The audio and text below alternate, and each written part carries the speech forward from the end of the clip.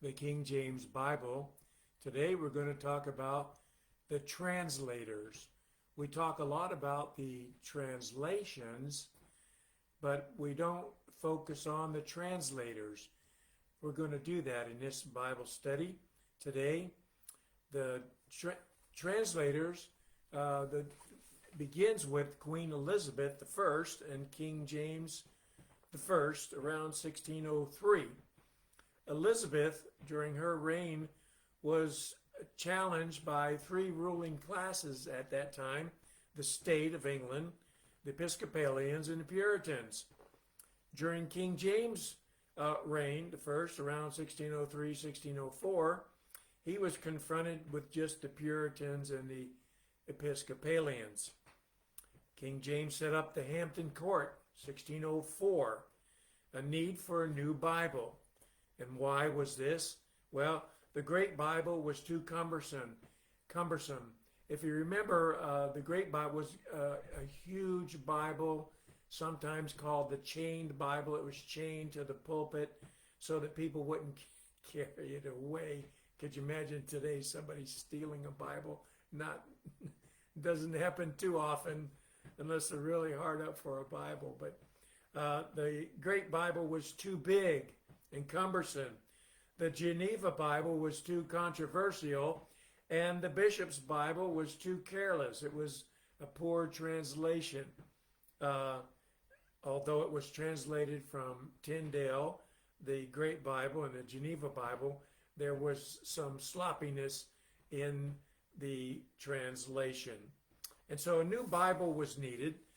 King James set up the Hampton Court, and there were some rules that were set down for translation. One of the best books that I've ever read on this subject is Translators Revived by Alexander McClure. This book is still in print and is available today. There were 15 rules for translation. Now, I'm not going to go through all of them. I'm just going to pick out the highlights that I think were necessary or that we need to know about the translations. Number one, the text was primarily used from the Bishop's Bible by Richard Bancroft. Although it was a poor translation, it was a translation from the previous English Bibles. Number two, old ecclesiastical words such as church and baptism shall be retained, and the word congregation was not used for church.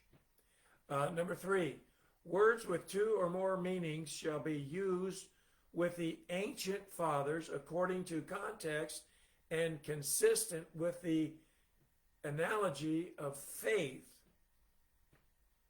So words with two or more meanings were used in basically the context of the passage. Number four, no marginal notes were used except to explain the Hebrew and Greek words. Number five, the translators and revisers, first by individuals, then submitted the whole company for scrutiny, criticism, and final approval. And we'll talk about those companies later on in the lesson. But the translators and revisers first were done individually there were 54 men originally scheduled to translate the Bible, divided into three groups, and within those three groups were two groups. So there was three major groups: Westminster, Oxford, and Cambridge. And within those groups, there were two more groups, and each had a section of the Bible that they were to discuss. And like I said, I'll go over that in just a minute.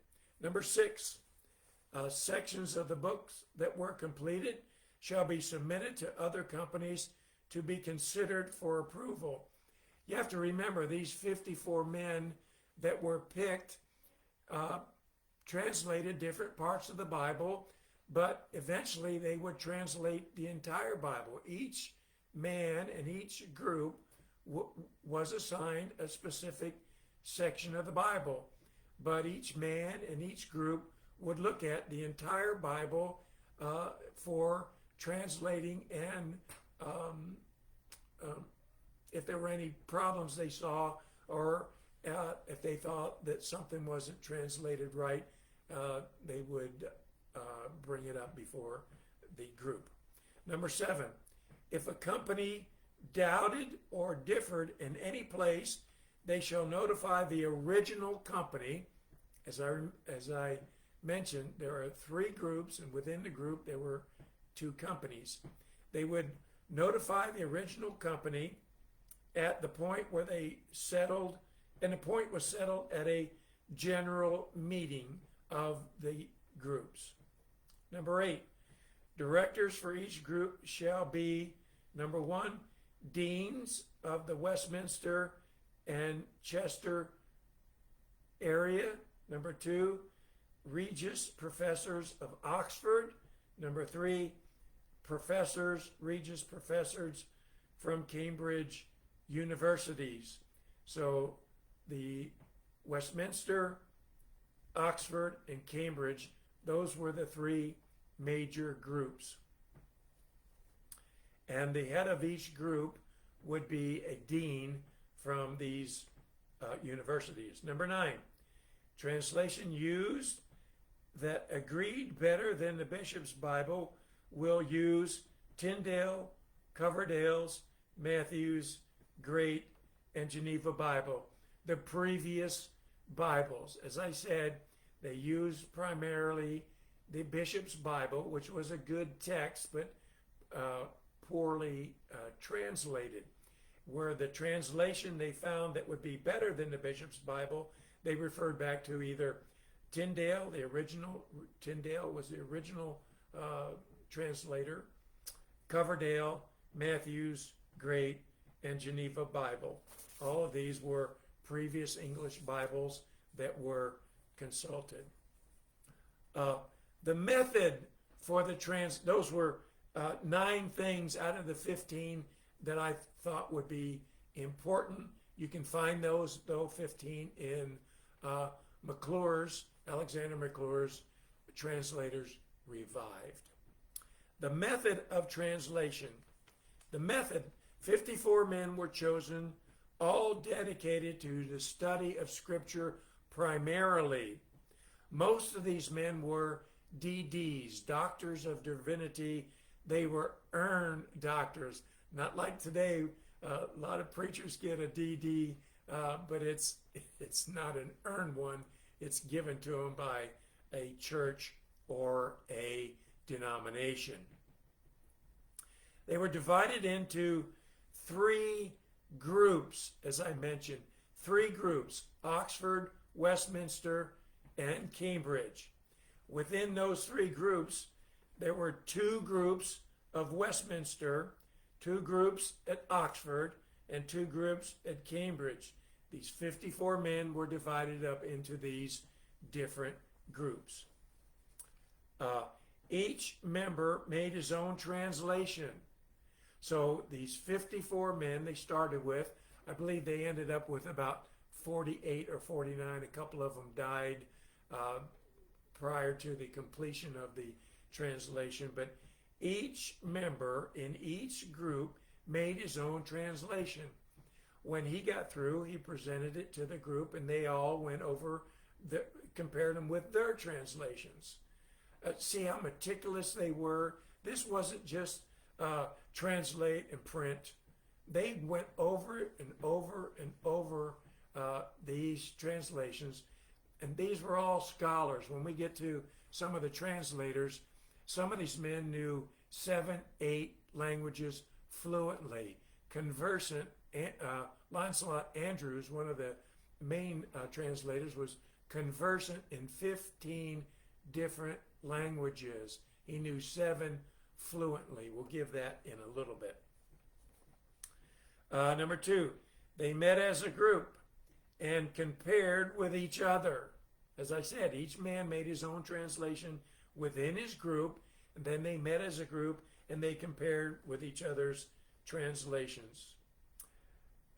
Number 3, when completed, it was sent to the other 5 groups for assessment. So one group, let's say Westminster group number 1, when it was through, it sent it to Westminster group number 2, Oxford group 1 and 2, and Cambridge group 1 and 2. So you see, each group, each member in each group translated the entire Bible. It wasn't just translated by a few men, it was translated by all of them. And all these men were scholars, fluent in European and Eastern languages, as we'll get to near the end of this study. Number 4, when completed, the translation was sent to a select committee of 12 men, 2 from each of the groups. So the entire translation, it wasn't done at that point. It went to another group, a select group of 12 men, 2 from each group. This group met for 9 months, folks. 9 months they met. Stationary Hall. They discussed difficult passages. Each passage was looked at a minimum of 14 times. I think they got it correct, folks. They just didn't translate and print. They translated, looked at it, retranslated, sent it to other people. They looked at it and assessed it and made their translations, and they compared them all together, and they came up with the King James Bible. Eventually, the Word of God for the English-speaking people from the original languages of Hebrew and Greek, and some, we mentioned Syrian in the Old Testament and Arabic in the New Testament. The translators. Now we get to the translators, and I'll mention the groups here again. 3 groups, 2 sections in each group. Westminster group number 1 was in charge of translating Genesis through 1 Kings. Each member in this group translated Genesis through 2 Kings. Group number 2, the New Testament epistles. That would begin with Romans through Hebrews. Those were the epistles of the Westminster group number 2. Each man made his own translation. They looked at it within the group. They met together. They all met and said, okay, let's see where we agree. Let's see where we disagree. If we disagree, they send it to a committee to iron out those disturbances or disagreements. Group number 2 was Cambridge number 1. They were responsible for 1 Chronicles through the Song of Solomon. Again, each man in this group made his own translation, and then he compared it with the translations of the other men in this group. Could have been 15 to 16 different men in each of these groups. Group number 2 of Cambridge was in charge of the Apocrypha. Now, the Apocrypha were hidden books written within the silent period, the 400 years in which there was no Bible, but the Apocrypha popped up, and this was not in the Hebrew language. So it was there, though, so they decided to translate it. Although they came up with it was of no value because it was not in the original Hebrew. And most of these Apocrypha Bibles were included in the Old Testament. Oxford group number 1 was entrusted with Isaiah through Malachi, the major and minor prophets. Group number 1. Group number 2 was entitled to translate the Gospels, the book of Acts, and the book of Revelation. Each man in each group, just like the others, made his own translation, and then they compared it with each other in their group, and then they sent it to the 5 other groups: Oxford 1, Cambridge 1 and 2, Westminster 1 and 2, and so on and so forth, so that every man had a chance to translate the entire Bible that was included in these 48 to 54 men that were chosen, as most of them were preachers, most of them were church bishops or some kind of clergy, and with doctors of divinity. They had completed their scholastics at either Oxford, Cambridge, or Westminster.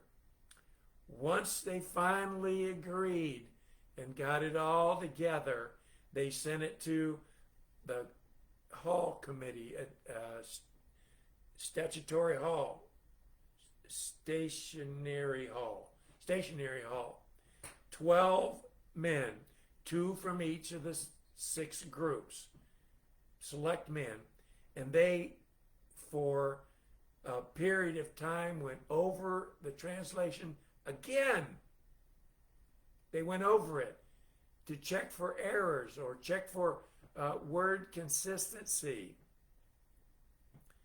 Once they finished this, it went to publication, to the publication committee, and again was looked at and made sure at that time the spellings were correct, the best that they can. Printers do make errors, we know that.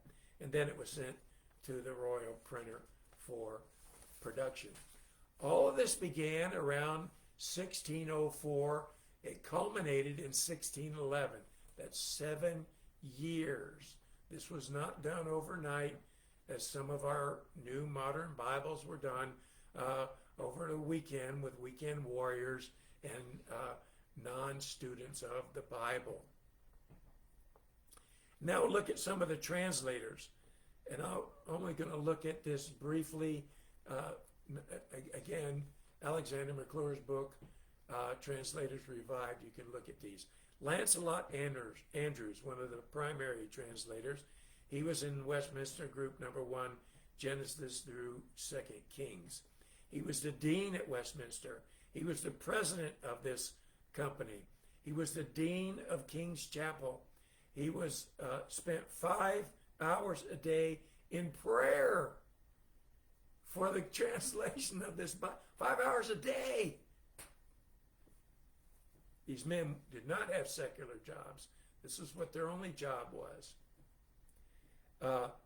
He possessed great ability in Greek, Latin, Chaldee, Syriac, and Arabic. This one man.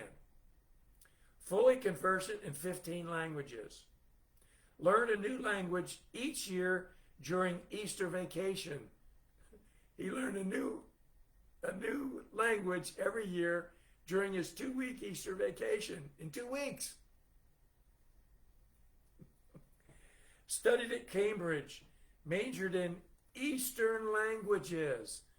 This was just no fly-by-night translator. This was a scholared man, and most of these men were scholarly. Maybe not as much as Lancelot Andrews, but they were scholar. He was a great preacher called the Star of Preachers. John Reynolds, the Oxford group in charge of Isaiah through Malachi. He was an Oxford grad at 17. Man, I was 18 when I graduated high school. Lectured in Greek at Oxford at age 23. President of Corpus Christi College. Called the walking library. Great memory this man had. Highly skilled in many languages. John Reynolds didn't finish in his group. He died in his group. Westminster Group number 1. John Overall knew Latin so well he could speak and preach better in Latin than he could in English.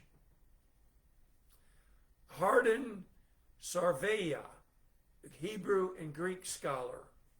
John Layfield, skilled in architecture, used to translate Exodus, in which the building of the tabernacle was. This man was skilled in architecture, and he was in the group that translated the book of Exodus. William Dewell, Arabic scholar, Authored 7-language lexicon: Hebrew, Syriac, and Chaldee. Folks, if we today try to get scholars like this skilled in languages, I doubt if we could find one or two even close to the qualifications these men had. Westminster Group 2, in charge of New Testament epistles. John Spencer, president of Corpus Christi College at Oxford, lectured in Greek at age 19. William Denkins lectured in Greek and theology at Trinity College in Cambridge. The Cambridge Group, number 1, First Chronicles through Song of Solomon. Edward Lively, professor of Hebrew, Trinity College, Oxford. The greatest, at this time, the greatest scholar of Eastern languages. Lawrence Chatterton, great scholar, Latin, Greek, Hebrew, excellent in French, Spanish, and Italian. Some of the Bible was translated into these languages, and they were translated from Spanish, Italian, and French into the English language. We mentioned some of those previous video. Cambridge Group 2, who's in charge of the Apocrypha, as we mentioned, was not in the Hebrew language, but they still translated it. Of course, it was found later that these books were not inspired by God. John Boyce, listen to this fella. John Boyce, B-O-I-S, read the Old Testament Hebrew at age 5. Could write Hebrew at age 6. Folks, I doubt if we have anyone in the world that could do this at age 5 and age 6. These men knew the languages. They knew the idioms. They knew every single thing about the background of the language, the culture of the language, and the language itself. They didn't just translate it. They knew the culture, the background, and idioms. He entered Cambridge University at age 14. I was graduating junior high school at age 14. He entered Cambridge at 14. Corresponded with his tutors in Greek. Studied Greek. Stop now. May I have your attention, please? This man studied Greek from 4 a.m. to 8 p.m. Come on now. 4 a.m. in the morning to 8 p.m. at night, this man studied the Greek. You don't think he could translate the New Testament by himself and get it right? And yet he had 47, 48 other men to check him out. Oxford Group number 1, Isaiah through Malachi. Richard Kirby, professor in Hebrew, Greek, corrected a preacher one time who gave 3 reasons why a word was translated wrong in this new Bible. Turned around and gave 13 reasons why the word was correct. All 16 reasons had been scrutinized by all of the translators, and they found Kirby was correct. Oxford Group 2. And I've just given you highlights of certain men. There was 8, 9, 10 different men in each of these groups. Some groups had more, some groups had less. Oxford Group 2 was responsible for the Gospels, Acts, and Revelation. John Haymar, noted Latin and Greek scholar, King's Professor of Greek University, master of the English style. No wonder why we say we have a perfect English Bible for the for the English-speaking people. I would challenge any committee, any translating committee, to even match one of these men, one of them, in their scholastic ability. And yet they say the 1611, the King James 1611 Bible has mistakes in it and errors. I don't think so.